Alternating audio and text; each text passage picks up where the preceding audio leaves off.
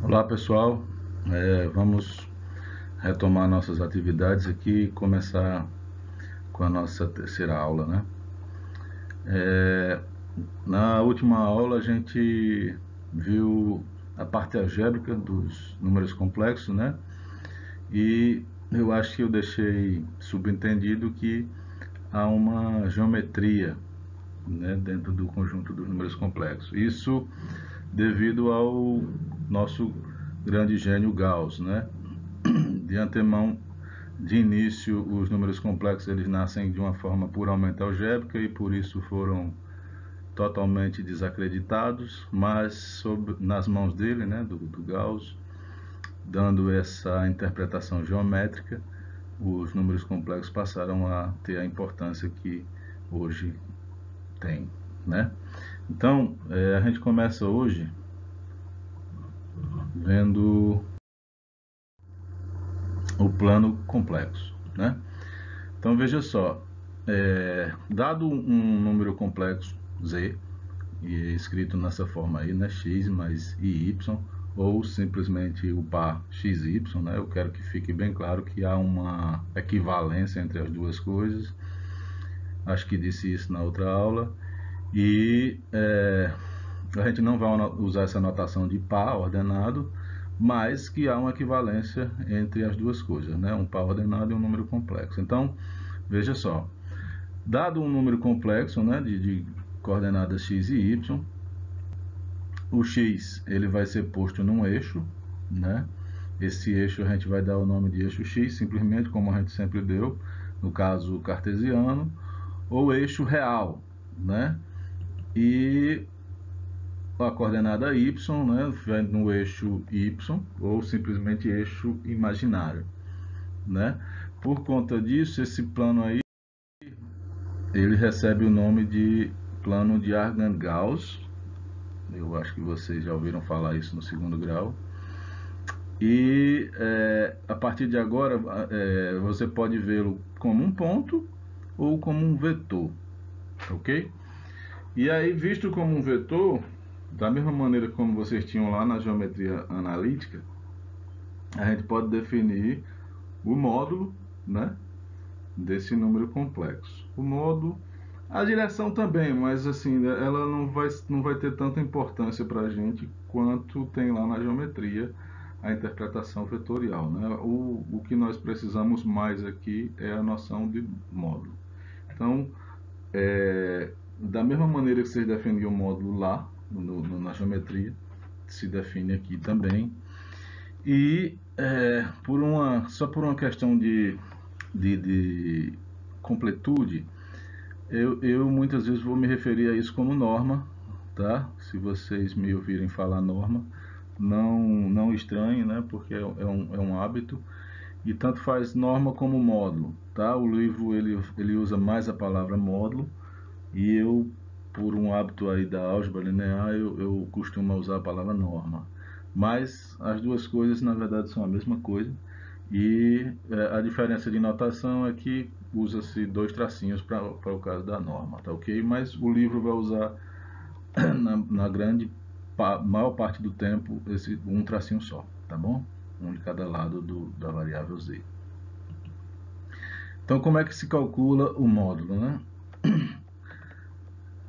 Tá aí a fórmula, a raiz quadrada da componente real ao quadrado mais a componente imaginária ao quadrado. Vocês vão ver que é a mesma forma, da mesma forma que vocês já conhecem lá para calcular a distância do ponto à raiz, ou da ponta à raiz não, a distância de um ponto à origem, né? Ou também na geometria analítica o comprimento de um vetor, né? Não tem nada de novo aí nessa brincadeira. Tranquilo? Por exemplo, se vocês tiverem o complexo 3 menos 4i, o módulo dele seria então a raiz quadrada da parte real ao quadrado, no caso 3 ao quadrado dá 9, mais a parte imaginária ao quadrado. Então, menos 4 ao quadrado dá 16, aí vai dar a raiz quadrada de 25, que é 5. Vejam, sempre positivo, viu? Não existe módulo negativo. Por favor, embora tenha uma raiz quadrada aí, a gente tem aquela confusão de que raiz quadrada tem duas raízes, né?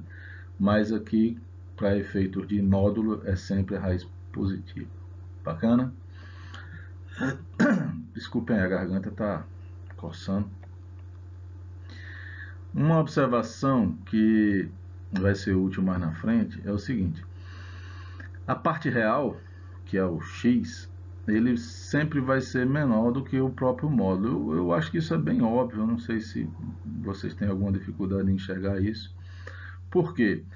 Veja só, observe aí que você tem um triângulo retângulo, onde o módulo é exatamente a hipotenusa. Tá entendendo?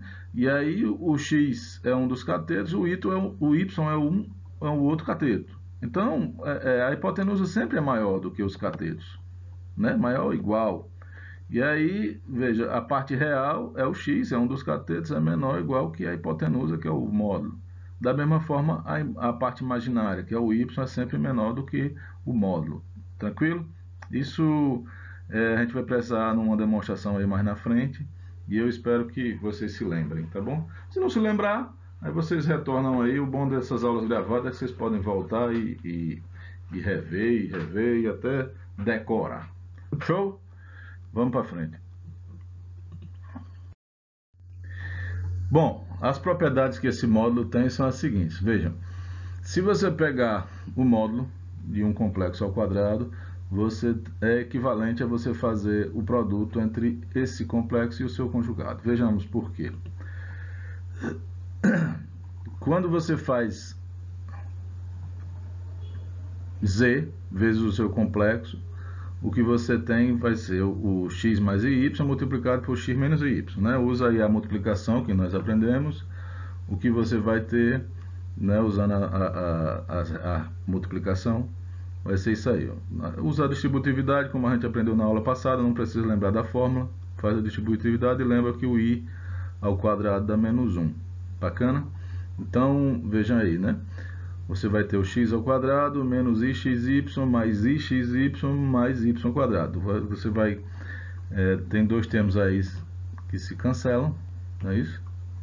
E você fica com x ao quadrado mais y ao quadrado, que é exatamente o módulo ao quadrado. Tranquilo? Então, quando for útil, ou for interessante para vocês, o módulo de z ao quadrado é igual ao produto entre z e seu conjugado, tá bom? E vice-versa, tá? Uma segunda propriedade é o seguinte: o módulo do produto é o produto dos módulos. Então, tudo bem? Vejamos o motivo. Como é que se calcula o módulo do produto, né? A gente vai colocar o produto aí dentro do módulo. Vamos calcular o produto primeiro, né? Usando a nossa distributividade e agrupando os termos. Você fica com essa expressão aí, tá ok? E agora, usando a fórmula do módulo, você vai pegar a parte da raiz quadrada, da parte real ao quadrado, mais a parte imaginária ao quadrado. Tranquilo? Eu sei que vocês devem estar encontrando uma dificuldade. Na hora que está no quadro, copiando é mais devagarzinho, né? Mas, bota aí o vídeo em câmera lenta, ou então vai dando pausa, tá? E tenta acompanhar. Eu estou tentando fazer o máximo possível parecido com as aulas, como seria durante a aula, tá? Então, continuando, eu fiz a distribuição aí, né? Eu levei o quadrado, cada um desses quadrados aí vai gerar 3 termos, tá ok? Então são 6 termos. Perceba que vocês têm um aí que pode ser cancelado com o outro, um positivo e um negativo. Legal? Ficamos somente com isso daí, esse monte de quadradinhos aí. O que eu vou fazer agora, o primeiro termo que está dentro dessa raiz e o terceiro tem um x ao quadrado que pode ser posto em evidência. Tranquilo? Já o segundo termo e o quarto tem um y ao quadrado, y1, que pode ser posto em evidência também. Coloquei em evidência. Aí perceba que o resultado gerou, entre parênteses, dois termos iguais, né? O que acompanha x1 ao quadrado é igual ao que acompanha o y1 ao quadrado. Então eu posso fazer a mesma coisa, eu posso colocar esse termo em evidência, né? O x2 ao quadrado mais y2 ao quadrado, gerando assim o produto de duas somas, tá bom? E aí, se você usar a propriedade da raiz, né, essa raiz pode ser transformada em duas, né?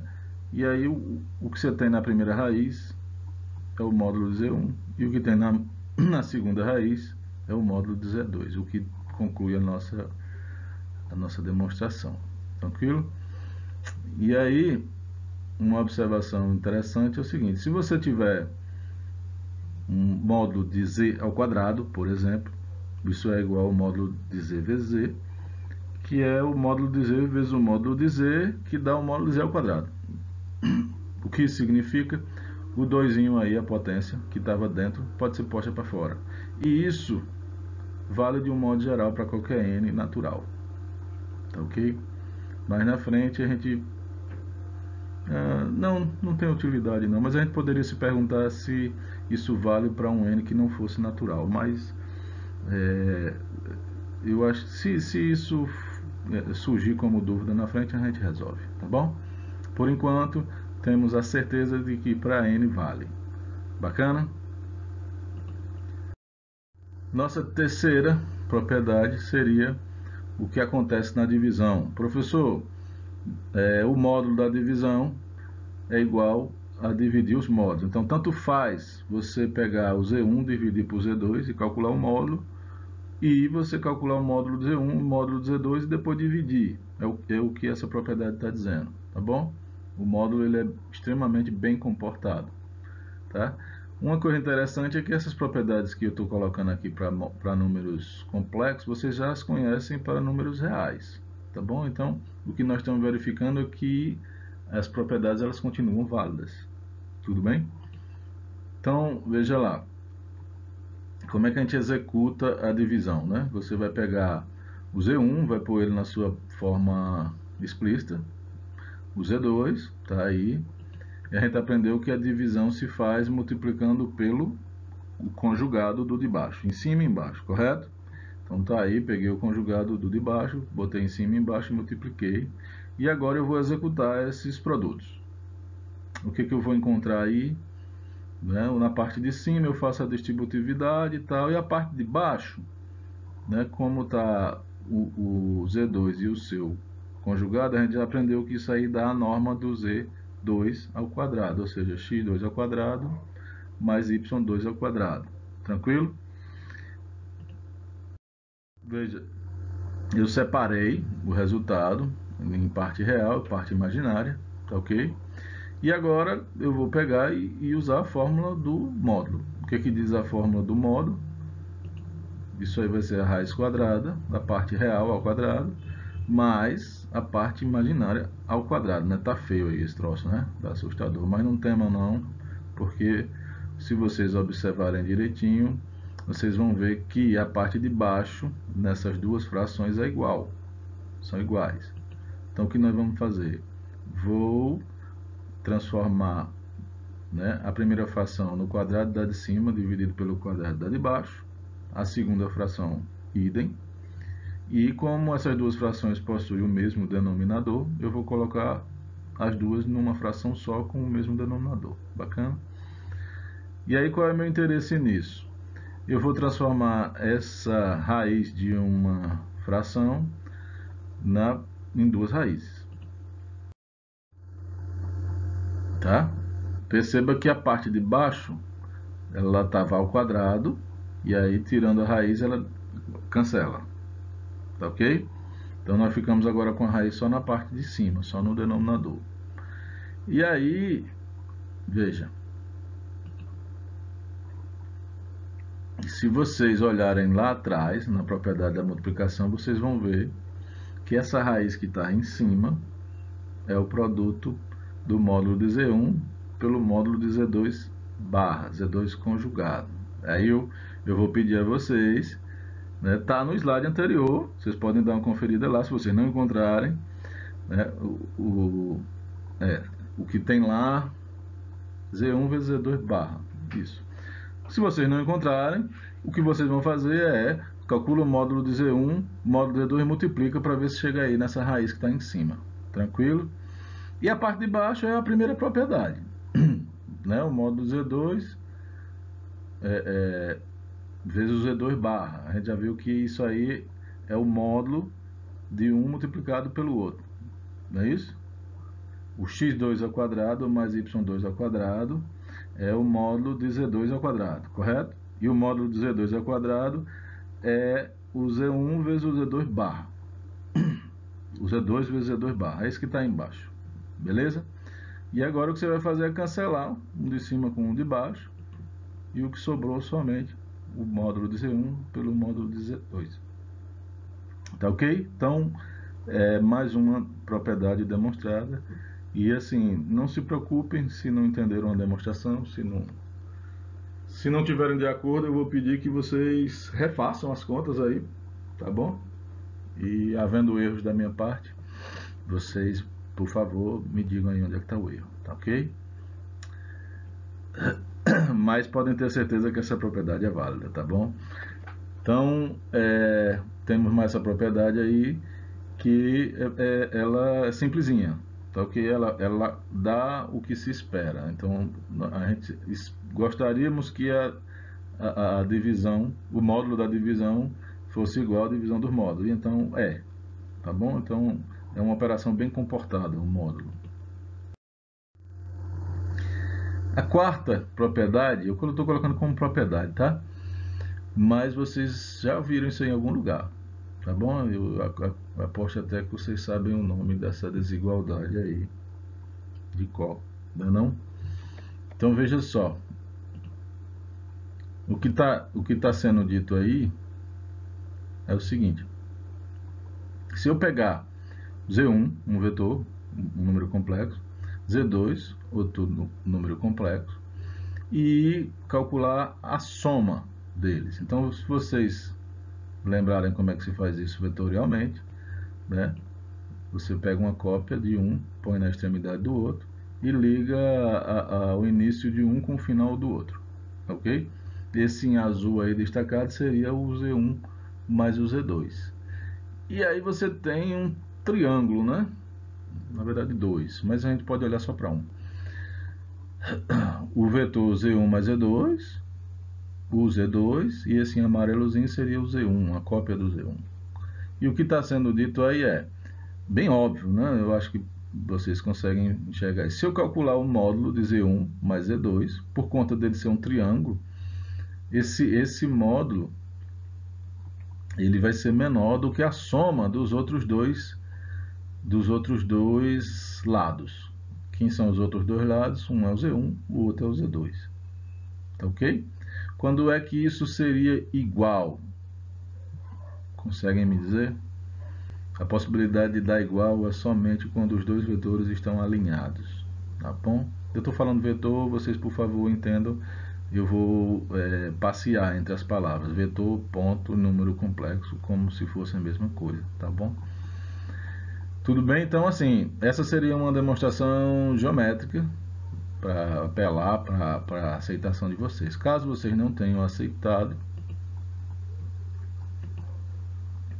esse aí é o nome dessa desigualdade, a desigualdade triangular, que vocês já conhecem para números reais e conhecem também para vetores do plano. E se já fizeram álgebra linear, conhece para vetores de um espaço vetorial qualquer, tá? Quem não aceitou, a gente pode fazer a demonstração algébrica, tá bom? Então lembrado o que diz a fórmula, o módulo ao quadrado é o vetor número complexo multiplicado pelo seu conjugado. Então, no caso aí, o número complexo é o Z1 mais Z2, multiplicado pelo seu conjugado, tá aí.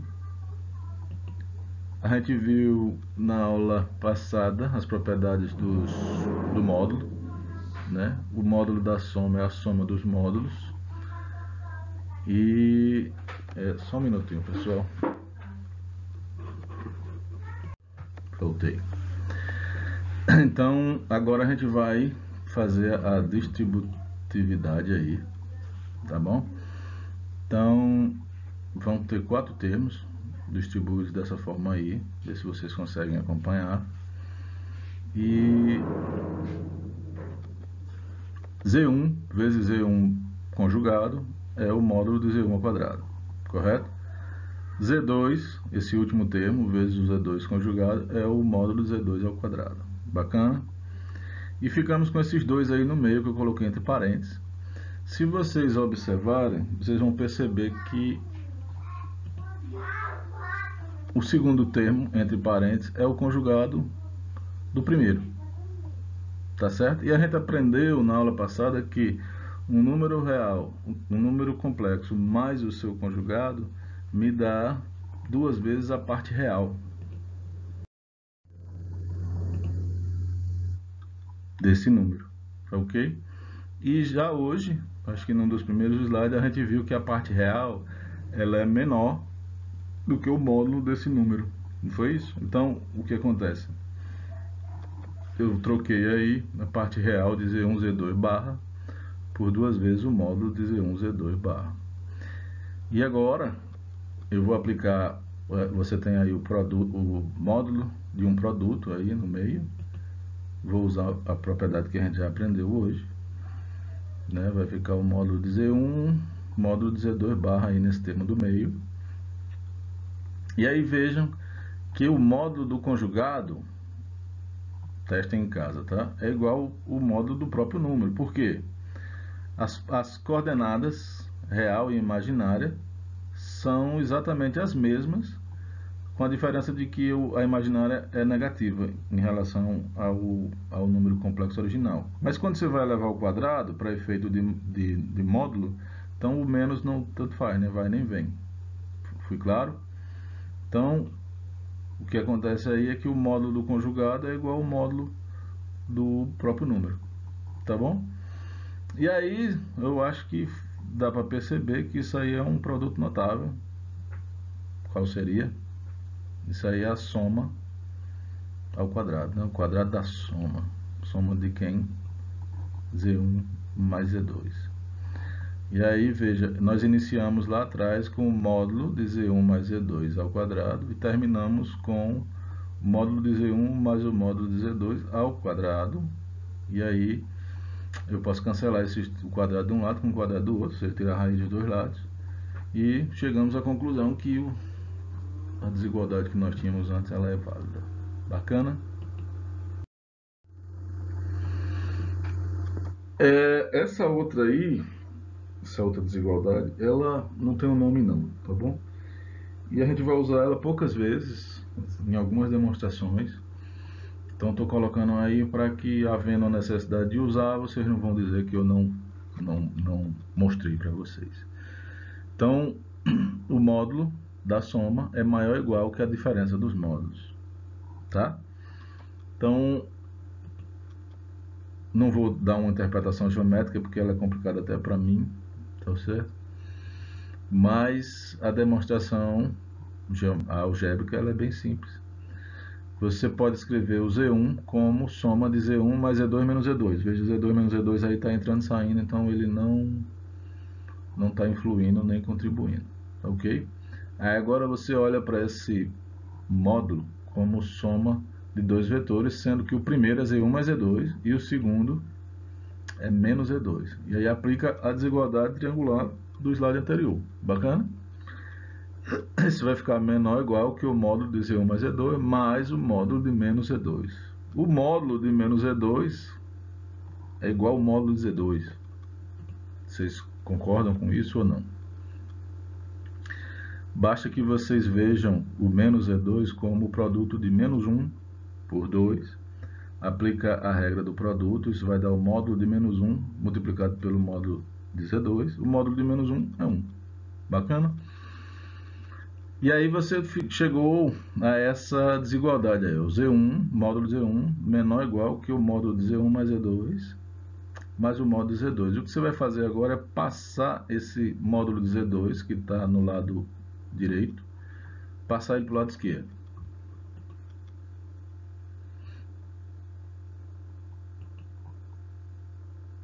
Tá ok? E agora leia o que você tem aí na tela, de trás para frente. Tá ok? Se você ler de trás para frente, você vai ver que é exatamente a propriedade que nós queremos demonstrar. Continuando aí as propriedades geométricas, né, as características geométricas, nós podemos falar em distância, né? Então, embora seja algo bem abstrato, né, você tem um número complexo que eu não consigo imaginar o que seja, né, mas eu estou dando uma interpretação de que ele é um ponto do plano. E aí, se você aceitou que há essa equivalência, falar em distância entre dois números complexos é a mesma coisa que falar entre distância de dois pontos do plano. E aí, para isso, você já tem uma fórmula. Concorda? Então, veja, para nós aqui, o Z1 menos Z2 é o vetor que liga a extremidade de Z2 com a extremidade de Z1, tá bom? E a distância ela vai ser o módulo de Z1 menos Z2. Se você colocar na ponta do lápis, eu vou deixar aí como exercício, isso vai dar raiz quadrada, tá certo? x1 menos x2 ao quadrado, y1 menos y2 ao quadrado, exatamente aquela forma de dois pontos, distância de dois pontos que vocês conhecem lá do segundo grau. Bacana? Então, nada de novo, apenas a interpretação de nossos complexos como vetores, tá bom? Então não se assustem, até aqui nada para se assustar, tudo tranquilo. E bola para frente.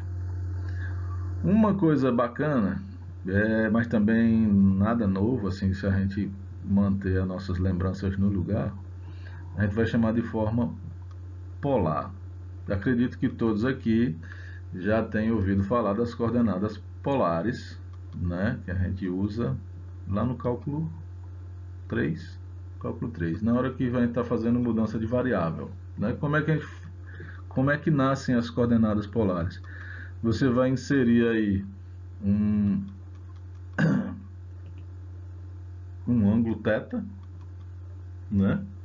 Dado o z, x e y, né? A gente já sabe que o x mais y é o x, ele desce aí no eixo x, que é a coordenada real, o y vai para o eixo y, a coordenada imaginária, né? E aí você pode construir um ângulo θ, que seria o ângulo formado entre o vetor, que representa o número complexo, e o eixo x, medido no sentido anti-horário, tá ok?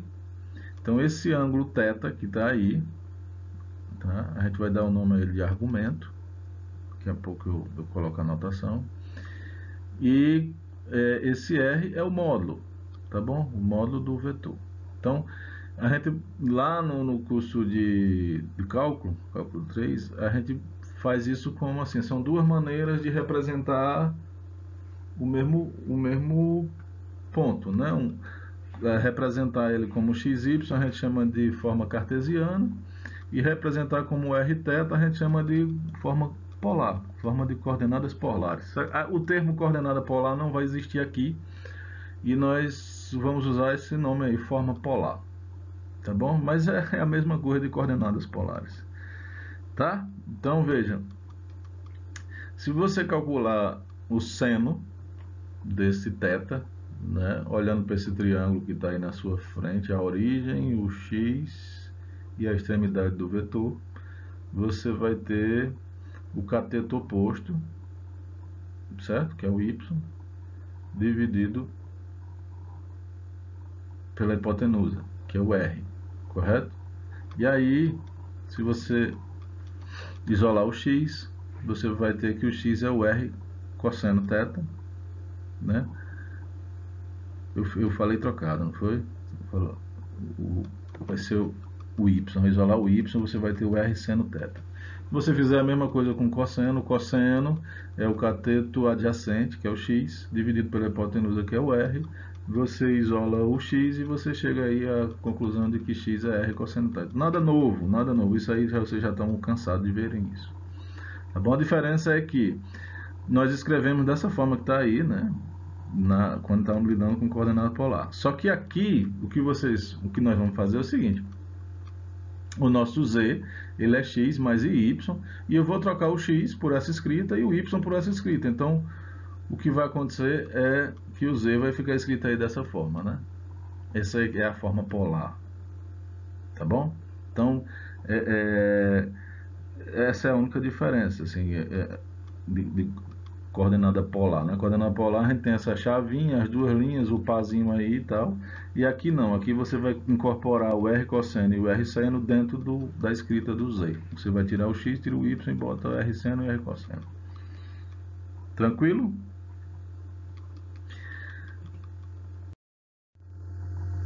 Então, um exemplo aí para vocês seria o número complexo menos raiz de 3 menos i.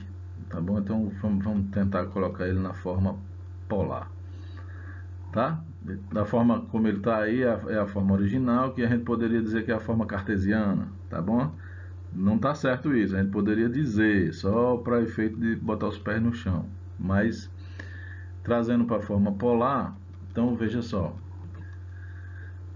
Você tem que o menos raiz de 3 aí no eixo x, menos 1 no eixo y, e nós teríamos que calcular esse ângulo θ formado entre o x e o vetor, tá ok? A gente aprendeu, a fórmula está aí atrás no slide anterior, que isso seria o arco tangente do y sobre o x, não é isso? Cancela esses sinais, você vai ficar com isso, calcula quanto seria o arco tangente aí você vai ver que dá π sobre 6. Π sobre 6, se vocês tiverem com a memória boa, isso é 30 graus. Aí vocês vão dar um nó na cabeça, né? Professor, esse ângulo está muito grande para ser 30 graus, de fato. Né? Esse ângulo aí não é 30 graus. Está errado. Professor, mas o senhor escreveu a fórmula aí e está dizendo que está errado, nós usamos a fórmula e tal. Pessoal, essa função arco tangente, ela tem um problema. Qual é o problema? Ela só me dá valores entre menos π sobre 2 e π sobre 2. Então é como se ela na verdade, ela calcula o menor ângulo entre o vetor e o eixo. Tá entendendo? Então ela está me dando, na verdade, esse ângulo aí entre o vetor e o eixo, mas não no sentido anti-horário. Não sei se vocês conseguem captar. Vou botar aqui o mouse. Não sei se o mouse. Vou botar aqui o lápis. Ela está me dando esse ângulo aqui. Ó. Captaram? Ela sempre dá um menor, tá bom? Então vocês têm que, de certa forma, ter um jogo de cintura e sacar isso aí que ela está te dando o errado para você passar a ter o certo. Então, o que acontece? A resposta certa seria 7π sobre 6, que seria o ângulo de 180 mais o 30, tá bom? Ou seja, π mais π sobre 6, que dá o 7π sobre 6. Tá legal? Não se assustem, porque daqui a pouco a gente vai ter um remendo bacana, com o qual vocês não vão ter que se preocupar com isso mais não. Tá legal? Então, deixa eu soltar aqui. Olha, apaguei. Como é que volta, pá?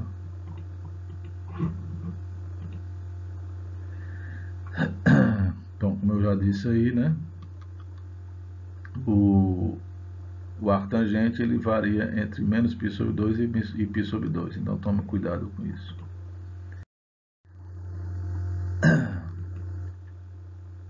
O raio, aí eu fui mais rápido, aí não tô confiando que vocês vão saber fazer isso, né? Parte real quadrado, parte imaginária quadrado, tira a raiz de 4 é 2. Legal? Então, chegamos à descoberta de que o θ é 7π sobre 6 e o raio é 2. Então, o menos raiz de 3 menos i tem essa forma aí, polar. Aí, em geral, surge uma pergunta, qual é? Professor, eu posso calcular o cosseno desse 7π sobre 6? E o seno? Aí se você calcular quanto é que dá isso, aí volta para o menos raiz de 3 menos i, entendeu? Então é aí que para, você tem que deixar com essa forma, com o seno e o cosseno sem calcular, essa é a forma polar, tá bom? Chegou aí, acabou-se, tá bom? Porque estando escrito dessa forma, a pessoa que lê vai entender o seguinte: esse 2, o que é esse 2? Aí ele vai entender que é o comprimento do vetor. E esse 7π sobre 6 é o ângulo que ele tem com o eixo x. Tudo bem? Uma outra coisa que vocês poderiam apontar é o seguinte: professor, o cosseno de 7π sobre 6, se eu der mais uma volta, 360 graus, vai dar o mesmo valor. Tanto faz para o cosseno como faz para o seno. Exatamente, exatamente. Isso significa que esse θ, da forma polar, ele não é único, tá bom? Ele tem infinitas possibilidades. Então, a resposta correta aí seria 7π sobre 6 mais 2kπ, tá bom? Já o raio não, o raio é único, tá? Então, a gente vai chamar esse θ aí, eu já falei, de argumento, tá ok? Então seria ele mais qualquer múltiplo de 2π, você vai ter a mesma representação, tá? E o mesmo número complexo com várias formas polares diferentes, tá ok? E aí vocês devem dizer, pô, que porcaria, né? Se tem tantas possibilidades, para que isso, né? Então aí existe uma coisa chamada argumento principal, que é justamente o remendo que nós vamos dar para o problemazinho lá da tangente, tá? E para essa ambiguidade deixada por esse 2kπ. Então, o argumento principal, ele seria o valor entre menos π e π. Então, seria o menor valor, o menor ângulo, dentro de menos 180 até mais 180, tá certo? Então, não é que agora a gente abandonou o argumento no sentido original, tá?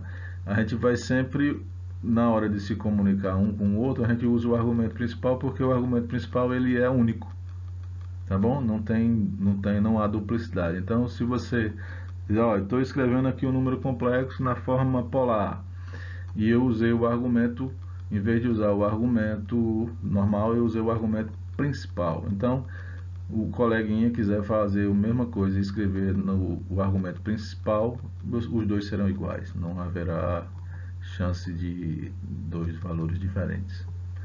Tudo bem? E aí, veja, para diferenciar um do outro, a gente tem uma notação. A notação seria argumento de Z, tá? Para identificar o argumento. E para identificar o argumento principal, tá aí a expressão. O que mudou de um para o outro? É bem sutil, né? Veja, somente o A maiúsculo, tá bom? Então, quando vocês encontrarem o A maiúsculo, é o argumento principal, e quando encontrarem o A minúsculo, vocês têm o argumento no sentido original, tá? Bacana?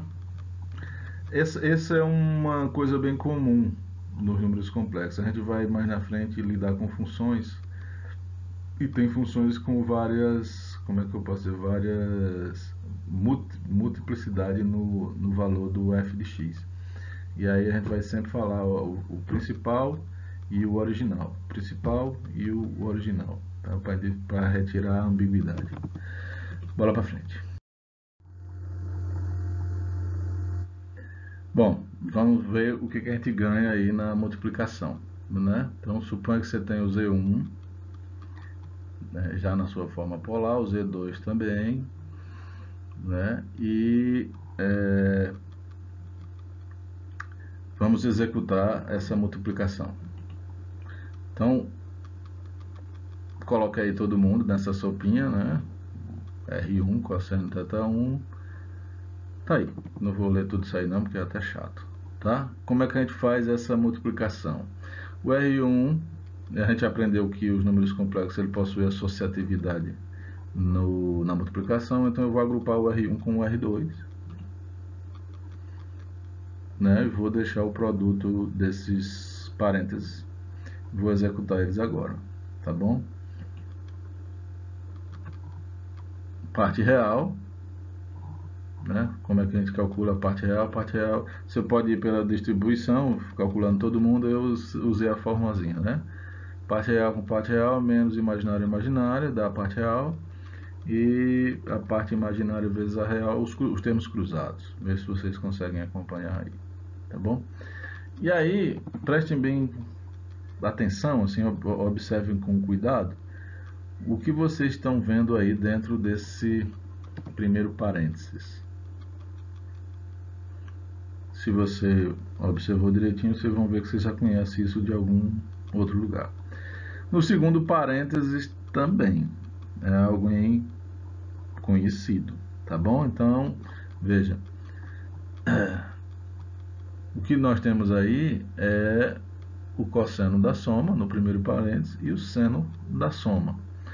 E aí vem o que seria o ganho em se escrever um número complexo na forma polar. Veja, o módulo do resultado é o produto dos módulos, correto? É o R1 e R2. Então, o módulo final é o produto dos módulos que a gente tinha antes, né? O R1 do Z1 e o R2 do Z2. Bacana? E o argumento, que é o ângulo, eles se somaram, tá bom? Então, a partir de agora, vocês poderiam, estando na forma polar, usar essa vantagem, né? Então, eu vou multiplicar dois números. O que acontece? Pega o módulo e multiplica. Pega os argumentos e soma. Tá bem? E eu aposto que vocês devem estar com uma pulgazinha aí na orelha. Tem uma operação que quando a gente multiplica, uma soma aparece. Sim ou não?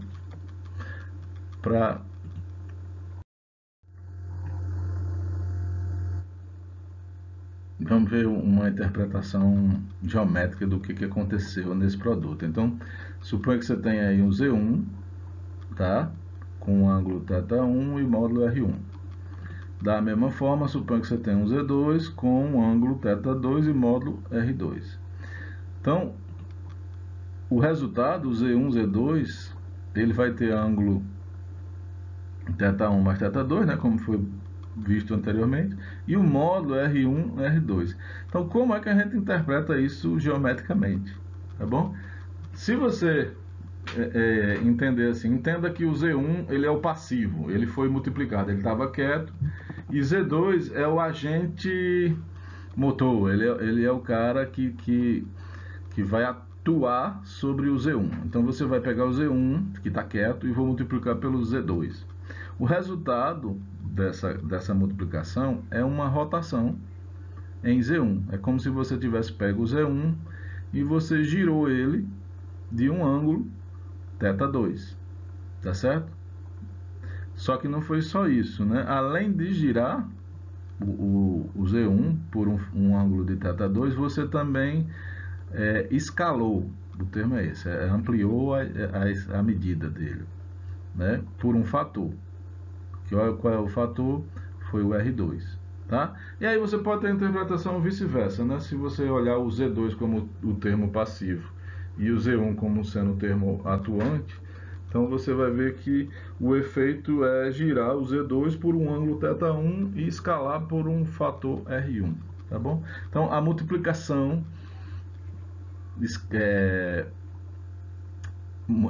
a multiplicação complexa, ela tem essa riqueza de interpretação, né? Ela é um giro mais uma escala, tá bom?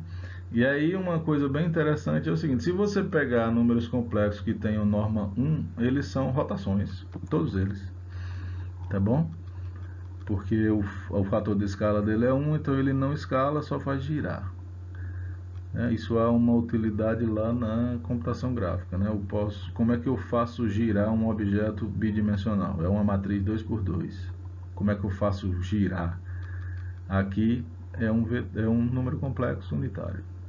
É um número complexo de norma de módulo 1. Tranquilo? Então, vamos para frente.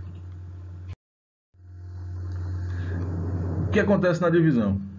Né? Tá aí o Z1 e o Z2. Né? A gente multiplica pelo conjugado em cima e embaixo. Né? Embaixo você fica com a norma de Z2 ao quadrado. Em cima já não executei o produto ainda, vou fazer isso, pus o R1 e R2 aí de lado, deixei os parênteses, tudo bem? Em casa vocês façam isso bem devagarzinho, conferindo as contas. Estamos aí nessa situação. O módulo de Z2 ao quadrado é o R2. R2 ao quadrado, eu vou cortar aqui o R2 com o R2. Vai sobrar esse catatal aí gigante, né? O R2 que está aqui embaixo, eu vou agrupar ele com o R1 ali, numa fraçãozinha à esquerda. E ficou esse colchete aí gigante. Aí a mesma coisa que você fez para multiplicação, você faça agora. O que você consegue observar dentro do primeiro parênteses e dentro do segundo parênteses? Tá? Alguma semelhança, alguma suspeita? Veja, o que você tem no primeiro é o cosseno da diferença e no segundo o seno da diferença. E aí, veja, o que foi que aconteceu agora de maneira assim um pouco semelhante ao que foi na multiplicação. Os módulos se dividiram, né? R1 sobre R2 e os ângulos, os argumentos, eles se subtraíram. E aí, aquela pulga lá de trás, ela está coçando mais um pouco. Vocês conhecem uma operação que quando a gente multiplica, aparece uma soma. E quando a gente divide, aparece uma subtração. Eu estou falando de potenciação, né? Quando você multiplica potências de mesma base, você conserva a base e soma os expoentes. E quando você divide potência de mesma base, você conserva a base e subtrai os expoentes. Então, o que está aparecendo aqui é uma coisa bem parecidazinha, né, não? Guardem essa pulga aí, deixem ela guardadazinha, não matem ela não, deixem ela se criar, tá ok? Mais na frente vai ser interessante. Bom, então essas duas características aí seriam o fator útil, a perspectiva útil dessa representação polar. É fazer a multiplicação e a divisão de uma maneira bem mais fácil, bem mais simples, tá bom? Os módulos se dividem e os ângulos subtraem. Né? Perceba que é o ângulo do de cima menos o do de baixo, tá bom? Que nem na potenciação.